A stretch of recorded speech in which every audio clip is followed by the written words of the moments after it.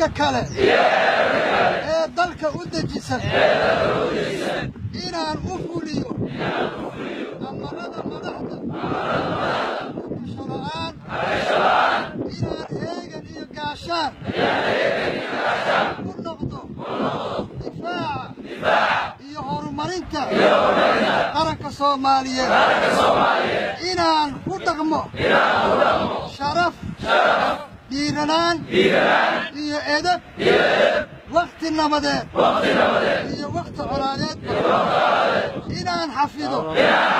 wax allaale wixii sir ciidan ah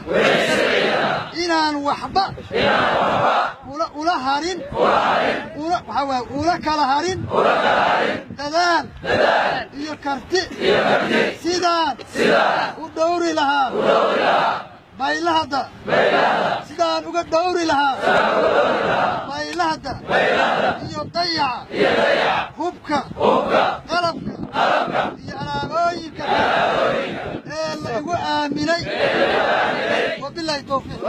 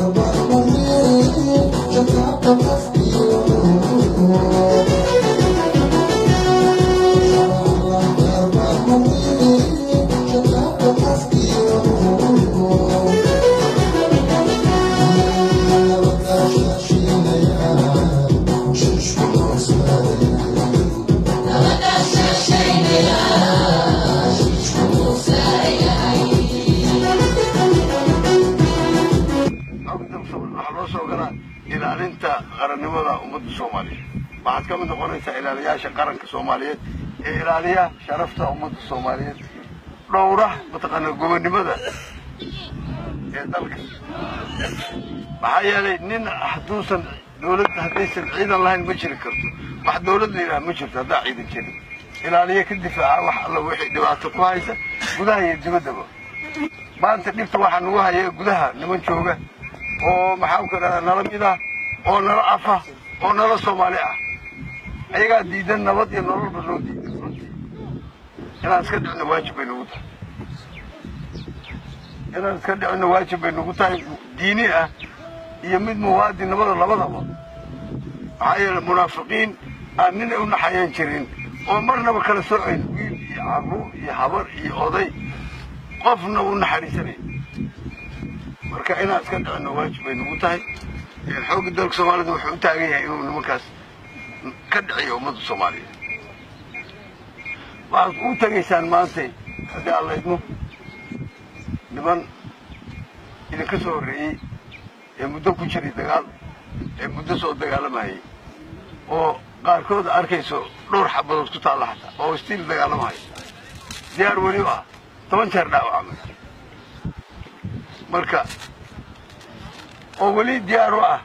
inay naftooda qaaliga u huraan si ummadda Soomaaliyeed guud u gaarto iyo gobonimo u gaarto dagaalka marka waxa weeye muddo la baray muddo meesha ku jirteen marka waxaan rajaynayaa guul baan rajaynayaa waxaan rajaynayaa 14 October oo madaxweynuhu si gaar ah ugu dhaarto أولك 14 أكتوبر والقاضية أو متقانا يعني لو فعلوا إلى موجسان بارجينا إلى هنكر ليديك أو يوحل ليديك أمسني الله تمام بارجينا إن نقول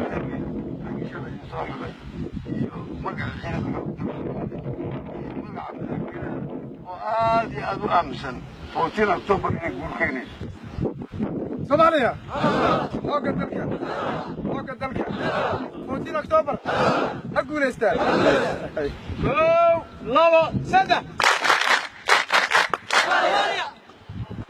ماما سيدي طبعا مع الورا وقت الهدماء مع الرا مقعنا كنتان وعيب كما لو دري يقول كيني واي marka aybtaas in gruubka idinka horeeyay ee marka jooga ciidankiina aad iyo aad loo amaanay shacabku aad buu amaanay sida uu nabadgeliyeen geesinimadooda waa la yaabay dagaalyahannimadooda waa laga yaabay markasta guul bay joogaan idinkana taasoo kale iyo mid ka badan kasii badan baan idinla sugaynaa waxaan idinka rajaynaynaa inaad ku guulaystaan ciidanka xoog dalka Soomaaliya ha noolaado ciidanka xoog dalka Soomaaliya ha noolaado